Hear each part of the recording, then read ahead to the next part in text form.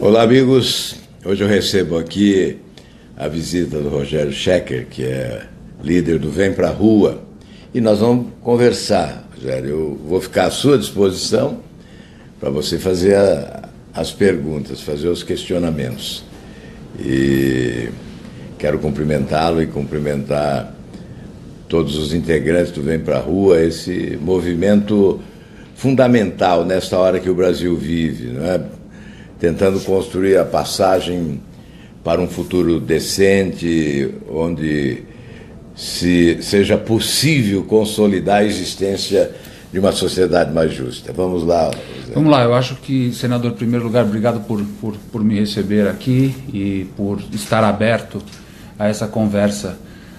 É interessante, mas hoje ainda temos senadores e deputados que, quando nós tentamos conversar, eles não estão abertos. É incrível que em 2017, e já com a ausência de representatividade que a gente já tem, ainda tenham alguns parlamentares que ainda assumam essa posição. Eu digo sempre, Rogério, isso é interessante. Quando faço palestra em universidade, eu lembro que quando eu deixei a universidade e iniciei atividade política, era um período autoritário em que os políticos estavam proibidos de ingressar nas universidades. Eles queriam ir às universidades debater com os estudantes, mas estavam impedidos.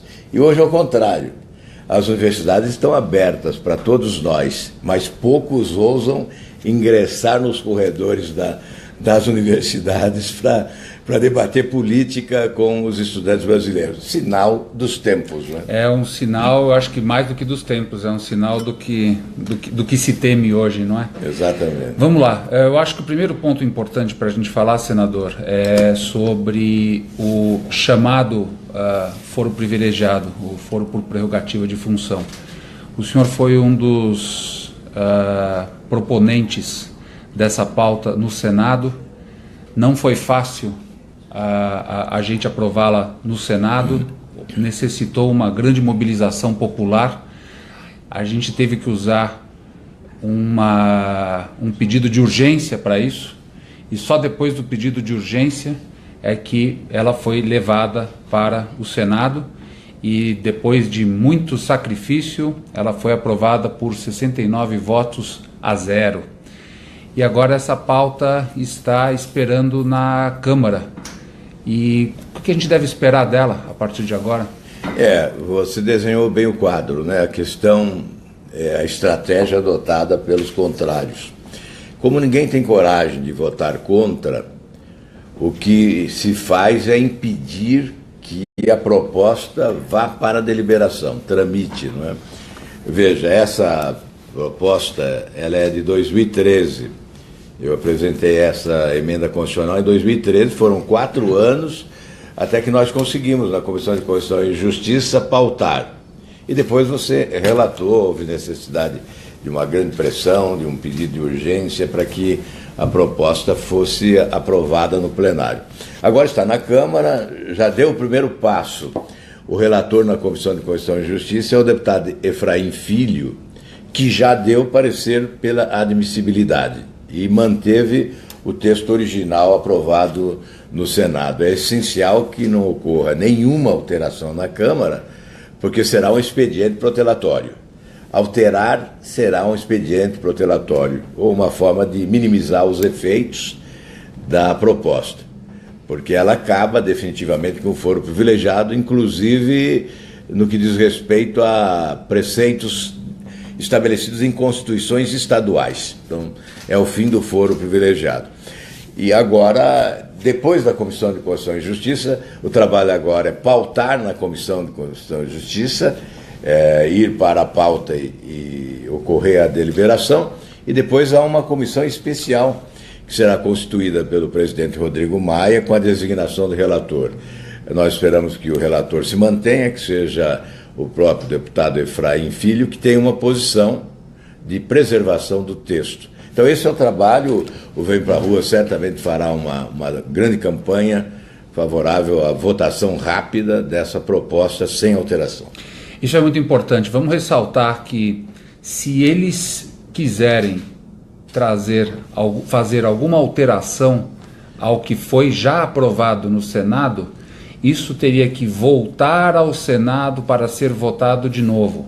Não há motivo para que isso aconteça, a não ser para que eles queiram empurrar com a barriga. Então, cabe a quem está nos assistindo vigiar esse processo. Esse é o momento da democracia onde você pode agir não sendo necessariamente esperando a cada 4 anos para votar. É o momento que você pode atuar. O Vem Pra Rua vai lançar o mapa de volta, o mapa que já existia no Senado, vai ser lançado agora, senador. Assim que acabar a discussão da reforma política, nós vamos relançar o mapa mostrando qual é a posição de cada deputado da Câmara dos Vereadores, dos deputados. Então, o que nós vamos fazer é mostrar para você qual é a posição do deputado que o representa. Se ele estiver principalmente contra, ninguém vai se colocar. Mas o que eles estão fazendo agora, senador, eles se colocam como indecisos. É o em cima do muro, que é para não ter que assumir uma posição. E aí cabe a você telefonar, escrever, visitar, ligar, procurar, colocar nas redes sociais desse deputado o que você quer que ele faça. Então fique ligado, porque é muito importante a tua participação. Sem ela, o que vai acontecer é o que o senador já disse. Vão entrar os mecanismos protelatórios. E por que esse trabalho contra? Porque a Operação Lava Jato, ao final, quando nós estivermos concluindo a Operação Lava Jato, ficará aquela sensação amarga de impunidade, porque centenas de autoridades não serão sequer julgadas, né? Haverá prescrição dessas ações. E é esse o desejo daqueles que foram alcançados pelas investigações e correm o risco da denúncia e de sentarem no banco dos réus. Por isso é essencial acabar com o foro agora, porque aí nós teríamos uma redistribuição dessas ações para juízes da primeira instância e teríamos uma agilização nesse processo de julgamento. Portanto, essencial. A Operação Lava Jato já é um sucesso, é evidente, está mudando a cara da justiça brasileira, mas certamente será um sucesso completo se nós acabarmos definitivamente com o foro privilegiado. Perfeito. Então fica aqui o registro da importância disso e da sua participação, que para quem pegou a partir de agora, nós acabamos de descrever como você pode participar para pressionar para acabar o foro privilegiado. A participação é sua. Senador, um outro assunto que eu queria debater com o senhor é o assunto do dia. É a reforma política que nós chamamos de anti-reforma política, da forma como ela está sendo feita. Nós temos um enorme problema de representatividade hoje no Brasil. A maioria dos parlamentares, políticos e governantes eleitos, após a eleição, eles não se preocupam mais em atender quem os elegeu, e a gente tem uma distância enorme entre os dois. A chance de nós conseguirmos corrigir isso é através de uma reforma política, mudando o sistema de votação, trazendo um sistema de votação que aproxime o eleitor do eleito. E o que a gente está vendo aqui, junto com a sugestão do fundo, eu queria ouvir o que o senhor está achando disso. Exato. Tudo. Olha, nem como apelido dá para chamar de reforma política, não é? Na verdade, você diz bem, é uma anti-reforma, porque trata-se de uma tentativa de acomodação na legislação que favoreça especialmente os atuais parlamentares e, sobretudo, aqueles que necessitam do foro privilegiado. Preservação de mandato, ou seja, garantia de reeleição para assegurar o privilégio do foro privilegiado, e por isso que nós estamos insistindo com o fim do foro privilegiado. Olha, nós vamos acabar... Aliás, é bom dizer o seguinte, essa discussão que está na Câmara demonstra o quê? Que nós precisamos de uma reforma política. Exatamente. Porque temos lá a impossibilidade de consenso. Embora seja uma matéria do interesse do Congresso Nacional, o Congresso não se entende a respeito dela. Por quê? Na Câmara temos 28 bancadas.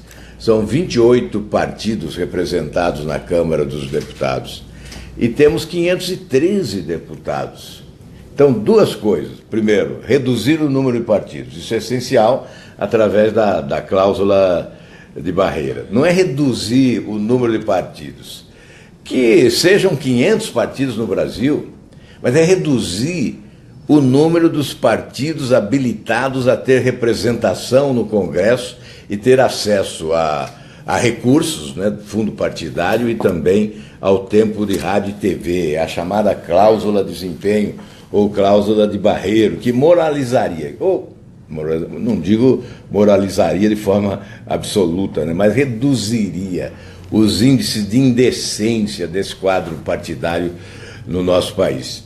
E, de outro lado, redução também do número de parlamentares. Uma reunião da Câmara é um verdadeiro comício em praça pública. É impossível um debate maduro que possibilite consenso em relação a temas fundamentais para o país. Há excesso de parlamentares. Então, nós advogamos, desde 99, uma redução no Senado de senadores em 1/3. Ficaríamos com 2 senadores por estado. Aliás, deveríamos ser apenas 2, né? Ocorre que, no período autoritário, criou-se a figura do senador biônico, passou a ser o 3º, e ficamos com os 3 senadores por estado. E na Câmara dos Deputados, uma redução também ao redor de 20%, sempre representação proporcional ao número de habitantes de cada unidade da federação. E a redução também nas assembleias e nas câmaras de vereadores, de forma proporcional à redução da Câmara dos Deputados. Enfim, nós teremos um legislativo mais enxuto, mais econômico e mais qualificado. Nós temos que promover a reforma do Estado, uma espécie de refundação da República, né? Esse assunto nem em pauta está, né? Não, nem em pauta está. Então, apenas estou aproveitando o ensejo, porque realmente eu desconsidero o que está na Câmara como reforma política, né, para avançar naquilo que nós entendemos ser adequado em matéria de reforma política. Como a Câmara não vai chegar a entendimento algum, me parece, são poucos dias agora, o prazo se esgotou exatamente em função da ausência de consenso, né? É possível que o Supremo Tribunal Federal tenha que legislar novamente, e aí será acusado de invasão de competência. E o próprio Supremo já reconhece um erro cometido, né? Os ministros reconhecem o erro de ter impedido a vigência da cláusula de barreira, que já estaria vigorando há bom tempo, não fosse uma decisão do Supremo Tribunal Federal. E há a possibilidade do Supremo voltar a legislar nessa matéria, aí desta feita impondo uma norma que estabeleça uma cláusula de barreira certamente bem mais rigorosa do que aquela que está lá em discussão na Câmara dos Deputados. É interessante que quando o senador levanta o ponto de que os deputados não estão se entendendo, eu acho que cabe aqui uma discussão de porquê.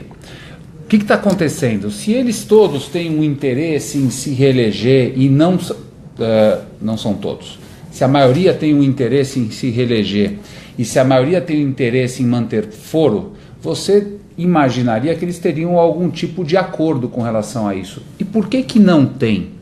Porque algumas das medidas propostas, elas são boas para caciques, mas elas não são boas para a base do partido. Então há medidas que favorecem os mais famosos. Um distritão, por exemplo, é algo que vai favorecer os caciques dos partidos, mas prejudica aqueles parlamentares que estão na base, galgando os seus postos, conquistando mais espaço através, várias vezes, de uma prática parlamentar saudável. E aí o que acontece é que você tem alguns caciques tentando trazer o negócio para eles. Então, eles não se entendem nem em termos de composição de cima e de baixo no próprio partido, que é um dos motivos que eles não se entendem. É verdade. O que dificulta discutir sistema eleitoral e financiamento de campanha, por exemplo, é a existência de um quadro partidário de siglas. É um amontoado de siglas sem partidos. É por isso que eu digo sempre, Rogério, quando dizem, você mudou várias vezes de partido, né? Isso não é um bom exemplo. Eu digo, eu nunca mudei de partido. Eu mudei de sigla esperando encontrar um partido, e até hoje não encontrei, porque no Brasil não temos. É só analisar, não existe partido com identidade programática, o que há são siglas para registro de candidaturas. E hoje eu integro um movimento que também não é um partido, é um movimento. Um dia pode se tornar um partido, mas por hora trata-se de um movimento.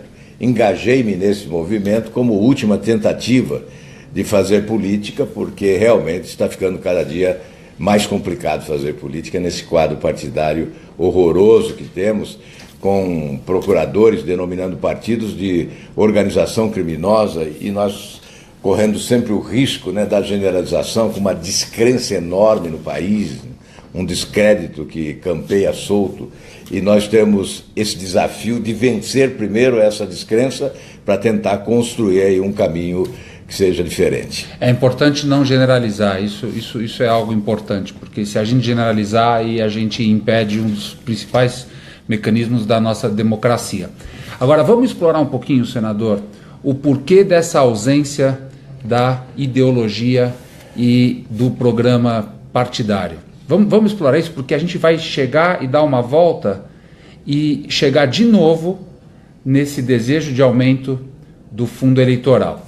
Por que os partidos hoje não têm ideologia? São pouquíssimos os partidos que seguem uma ideologia, que incentivam e praticamente selecionam os seus parlamentares para que eles sigam uma determinada ideologia.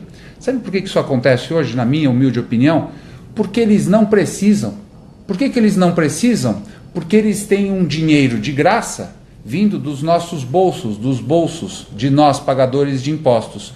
Como eles recebem já 820 milhões por ano, mais entre 500 e 600 em renúncia fiscal do tempo não gratuito de rádio e TV, o que acontece é que quando eles já têm esse dinheiro abundante, eles não precisam agradar as suas bases.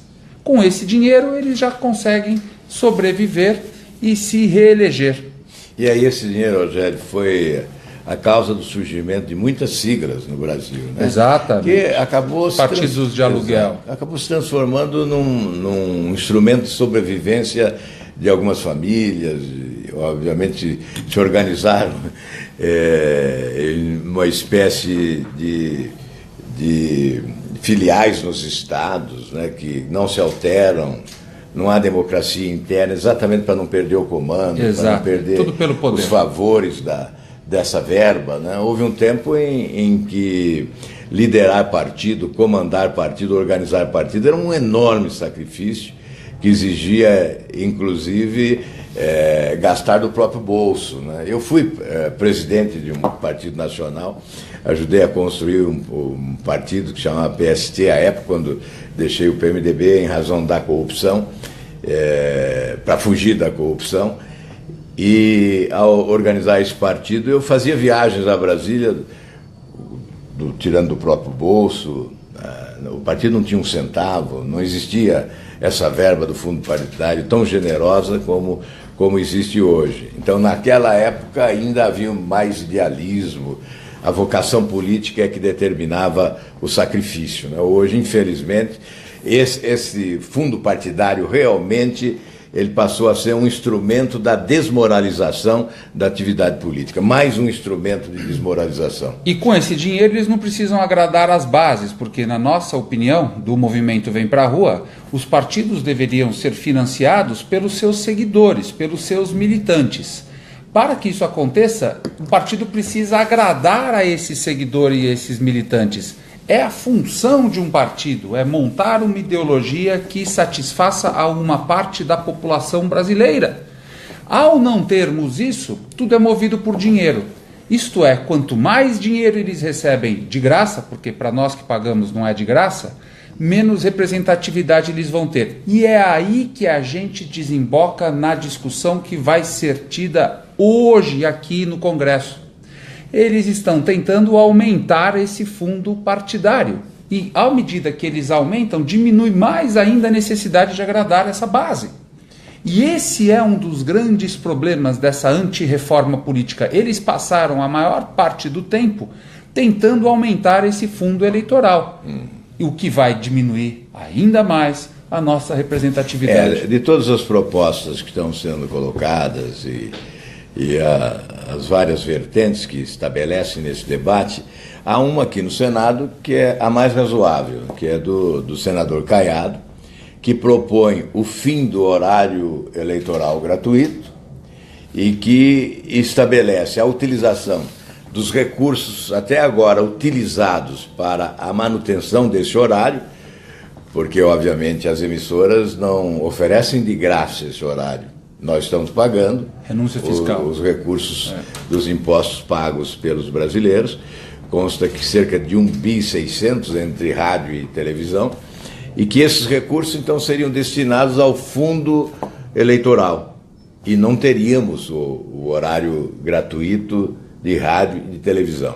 Eu imagino que, com isso, as emissoras estariam estimuladas a oferecer mais espaço para entrevistas, para debates, e nós economizaríamos. Nós deixaríamos de criar esse fundo eleitoral em discussão na Câmara. Portanto, essa é uma proposta razoável que está posta aqui no Senado, mas sem grandes possibilidades de êxito também.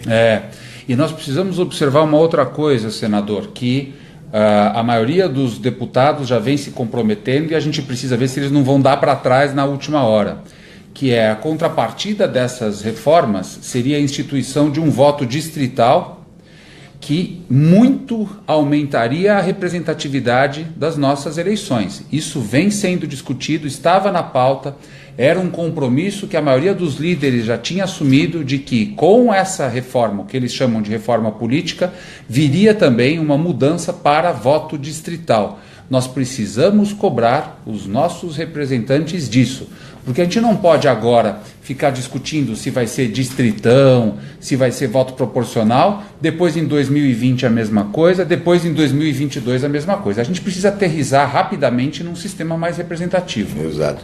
E o tempo é hoje e amanhã, né? Se não votarem hoje e amanhã... E é por isso que você tem que tomar muito cuidado e prestar muita atenção, porque é hoje e amanhã que eles precisam votar essas coisas na Câmara para depois ir para a comissão e votação em Senado. E as coisas parece que já estão mais ou menos arrumadas para que no Senado as coisas aconteceriam rápido. Nós vamos ter que contar com os senadores com bom senso. No Senado, ou se aprova como vem, ou não dá mais tempo. Ou não dá mais tempo. E nós vai chegar aqui no último... E dependendo do que chegar, nós vamos precisar contar com os senadores de bom senso para não aprovar alguma traquinagem que pode vir, vamos torcer para que não, que pode vir da Câmara, né, senador? Da minha parte não haverá aval a nada que não seja republicano. Se vier algo que seja malandragem, que seja promíscuo, né, haverá da minha parte a rejeição, a repulsa e certamente o voto contrário. É engraçado, uma das coisas, e aí a gente está falando das coisas grandes, a aprovação de um grande fundo, a mudança do sistema de votação. Agora, você tem que ficar muito esperto e muito ligado, porque existem as letras pequenas. Uma das coisas que eles estavam cogitando, senador, eu não sei se o senhor teve contato com isso, era a possibilidade de ocultar o nome de doadores. Então veja só, eles ocultariam o nome de doadores para tirar a transparência do sistema político. Eu não sei em 2017 quem é que ainda está pensando nisso. É evidente que nós temos que desburocratizar. Se queremos a doação de pessoa física espontânea, temos que desburocratizar, facilitar para que o cidadão possa, de forma moderna, valendo-se desses equipamentos da tecnologia, não é? Aí com o celular, com o cartão de crédito, fazer o depósito na conta da campanha do seu candidato preferido, do candidato que você confia, não é? Mas, obviamente, com a transparência necessária. Vamos ficar muito ligados. E, aliás, o Vem Pra Rua tem um mapa que mostra qual é o posicionamento dos deputados. Então, se você entrar lá no Facebook do Vem Pra Rua, no Vem Pra Rua Brasil, você vai ver lá o endereço fim do fundo eleitoral.vemprarua.net, que você entra lá e vê o posicionamento do seu deputado.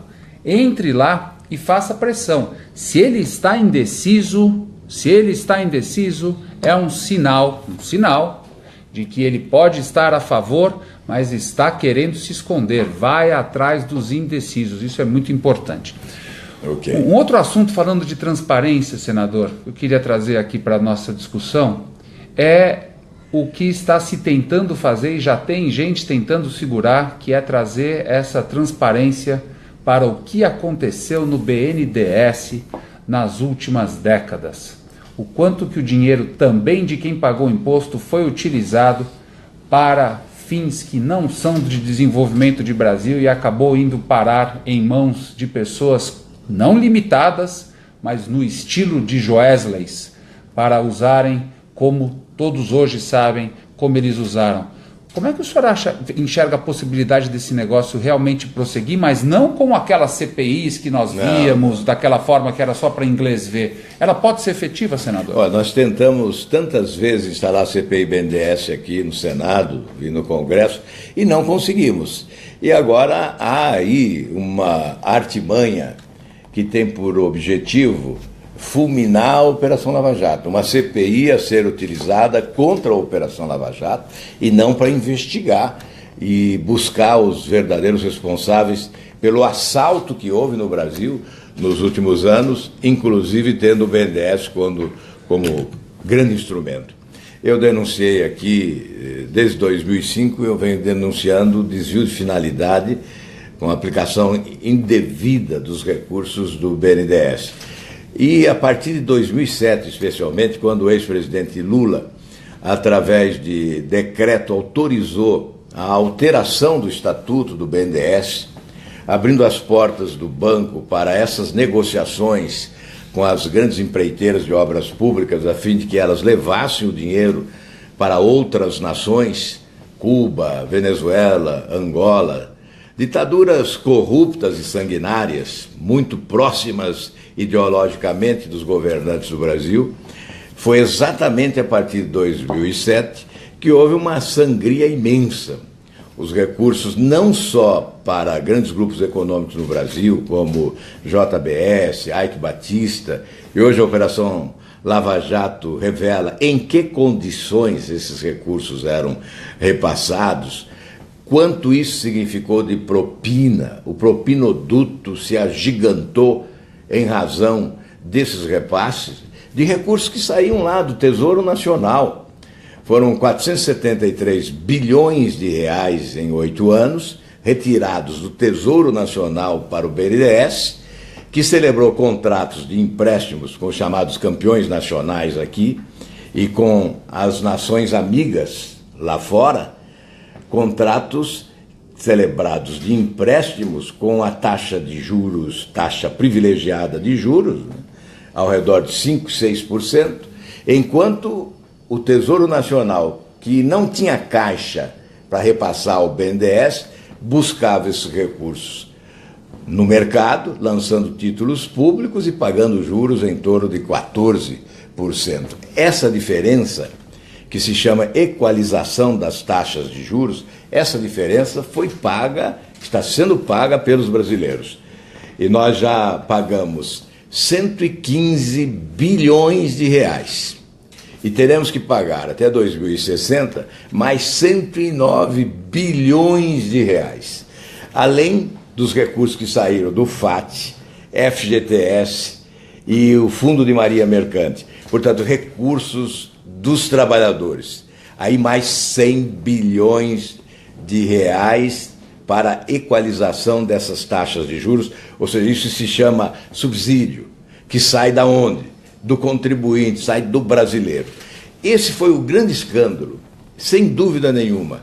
E eu espero que a Operação Lava Jato possa alcançar todos os envolvidos nesse escândalo, porque eu não acredito, Rogério, infelizmente eu não acredito que essa CPI que tenta se instalar aqui, ou que se instala, e com um relator escolhido a dedo, com o atual presidente da República atrás, comandando todo esse processo, eu não acredito que essa CPI seja para valer. É uma CPI que tem outros objetivos: fulminar aqueles que, na verdade, estão investigando para tirar debaixo do tapete toda essa sujeira que foi acumulada nesses anos todos. A gente vai ter que ficar muito, muito esperto com isso.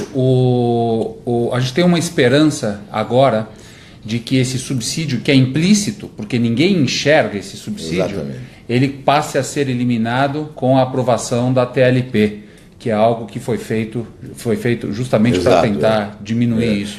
Olha, são 224 bilhões de reais, mais 100 bilhões de reais. Então são 324 bilhões de reais de subsídios nesses anos, desses empréstimos mal feitos, né, com nações onde sobrevivem ditadores corruptos e sanguinários, né, na verdade alimentando essas ditaduras, esse sistema ideologicamente incapaz de atender às aspirações de modernidade das nações que são submetidas a esse autoritarismo boquirroto de, lamentavelmente, prepotentes e selvagens, né? Como ocorreu agora na Venezuela. Que espetáculo é aquele que vimos na Venezuela, né? Um espetáculo de selvageria. Que democracia é essa da Venezuela, né? Que tentam, aqui no Brasil, né, partidos políticos ditos de esquerda, né, tentando dizer que existe uma democracia na Venezuela, e essa democracia da Venezuela foi alimentada com esse dinheiro do BNDES. Não, a gente tem que ser claro, a senadora Gleisi Hoffmann recentemente escreveu um artigo, em grande parte apoiando essa parte do regime, está lá para quem quiser ler, não sou eu falando, é ela mesma falando. Eu acho que é importante a gente ressaltar esse tipo de coisa. Senador, para a gente trazer o último assunto aqui do nosso bate-papo hoje, eu queria falar um pouco sobre renovação política. O brasileiro está cansado, para ser polido aqui, está cansado de ver a gente fazer diagnóstico dos problemas do Brasil, mas chega nas eleições, o parlamento se mantém e nada muda.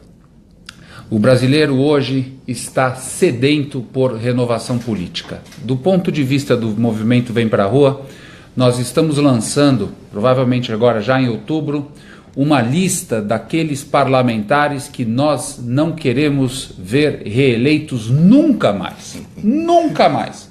É a lista de quem deveria ser demissionário do parlamento, do Congresso. E a gente já tem até nome para essa lista, senador. É a lista Tchau Queridos. Tchau, querido. Não dá mais. Tchau, queridos. Não dá mais para você não representar. Vai ser mais famosa do que a lista de Schindler. Não dá mais para vocês não nos representarem. Então, nós estamos nesse esforço. Eu queria ouvir do senhor o que pode ser feito, qual a importância de quem está nos assistindo, o que eles podem fazer para ajudar nessa renovação e para a gente não assistir mais do mesmo e cair nessa descrença que a gente tem que fugir do Brasil, de que vai ser sempre a mesma coisa, dado que existem sinais de que a coisa está mudando e de quem depende essa mudança. Exato, realmente a descrença é generalizada, né? Nós sepultamos as esperanças da maioria da população brasileira aí nas estradas do descrédito, da incompetência administrativa, incompetência na atividade política e, sobretudo, da corrupção, que esses escândalos sucessivos, né, envergonham a parte decente do país. Agora, não dá para jogar toalha, né? Eu vou relembrar aí o Raul Seixas, né? A canção não está vencida. Tenha fé em Deus, tenha fé na vida, tente outra vez. Nós já tentamos tantas vezes, né? Mas é preciso dizer, tenha fé em Deus, tenha fé na vida e tente outra vez. Vamos tentar outra vez. Eu vou fazer, Rogério, a minha última tentativa. Já fiz várias tentativas. Mas é preciso dizer também que durante todo o meu itinerário, eu militei na oposição. Eu só fui governo 4 anos, quando governei o Paraná, e depois 6 meses no segundo mandato do presidente Fernando Henrique Cardoso, mas já em agosto houve um rompimento porque eu queria a instalação de uma CPI para investigar a corrupção no governo. É um compromisso a favor dos princípios que sempre defendi, rompi com o partido e acabei na oposição mais uma vez. Então, somando os 42 anos de mandato que eu tenho, eu tive 4 anos e 6 meses como governo e o restante na oposição. Acho que agora é hora da contribuição propositiva, construtiva, não é? E nós estamos empenhados nisso. Acho que renovação política se faz com aqueles que possuem a capacidade de evoluir no pensamento político, né? Aqueles que têm a capacidade de acompanhar o dinamismo da realidade social. E aí você não mede essa capacidade em função da idade. Quando Mandela estava vivo e esse tema vinha em discussão lá no meu estado, né, eu dizia assim, olha, o Mandela é mais jovem do que muitos políticos aqui do Paraná, eu dizia, que são jovens. Né? Por quê? Porque a cabeça do Mandela era jovem. E nós temos que procurar a renovação através de políticos que possam ter cabeça com ideias modernas, preparadas para o avanço, para a superação das dificuldades, porque a nossa população deseja solução para os seus problemas, e não rótulos, e não encenação, e não mistificação. Não deseja um político que é competente para escamotear a verdade, e sim um político que enfrente a realidade vivida de tantas dificuldades que estão aí para serem superadas. Perfeito, senador. Então, acho que fica essa última mensagem e do seu papel com isso. O seu papel é investigar muito bem em quem você vai votar em 2018. Faça sua lição de casa. Entre no ranking dos políticos, que fica no politicos.org.br, que tem lá uma ficha de todos os parlamentares, qual a sua atividade parlamentar, como votou, se compareceu, quanto gastou, se tem processos criminais contra eles. É um excelente manual para você se informar para votar melhor em 2018. Mas o que nós temos argumentado é que não espere as eleições para votar e participar da democracia. Participe agora. O Vem Pra Rua não é quem faz a mudança é você. Nós oferecemos os mecanismos e as ferramentas para isso. Então, entre lá que nós já temos agora o mapa contra o fundo eleitoral, o fim do foro eleitoral, do fundo eleitoral. Nós traremos agora em outubro o mapa contra o foro privilegiado e você pode atuar na democracia fora das eleições. Eu acho que esse é o grande recado que pelo menos eu gostaria de trazer com relação ao que nós podemos fazer pela renovação política. E precisamos contar com senadores e com deputados que tenham coragem de enfrentar o establishment, enfrentar o que nós temos visto por aí. Eu enxergo, senador, que nós não vamos tentar de novo.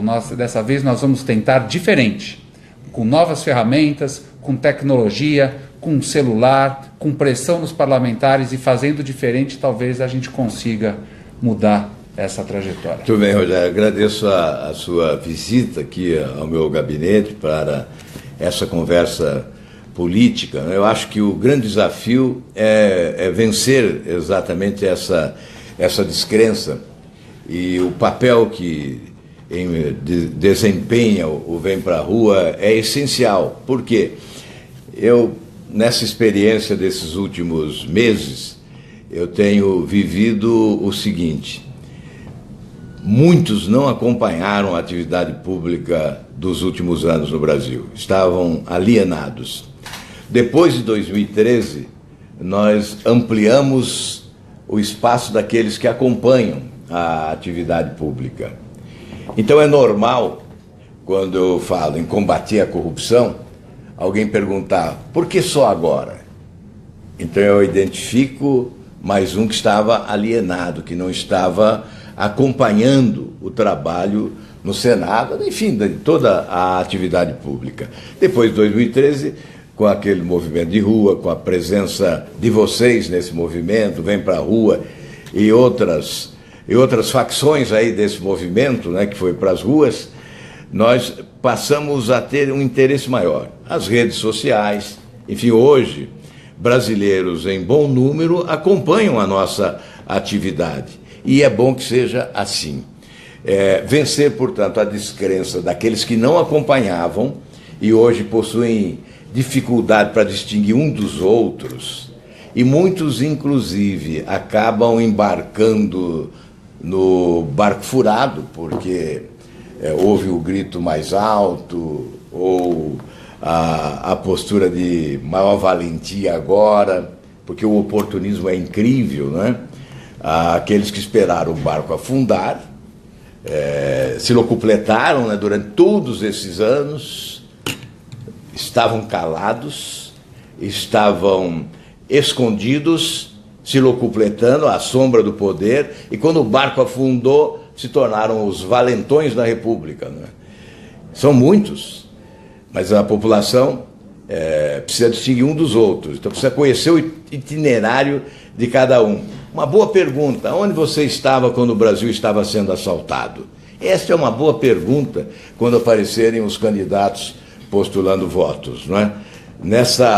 Nessa manifestação de desejo de renovação da política, eu creio que essa é uma pergunta essencial e emblemática. Onde você estava quando o Brasil estava sendo assaltado? Enfim, Rogério, muito obrigado pela sua presença aqui. Um abraço a todos. Obrigado aí pela audiência. Obrigado por me receberem.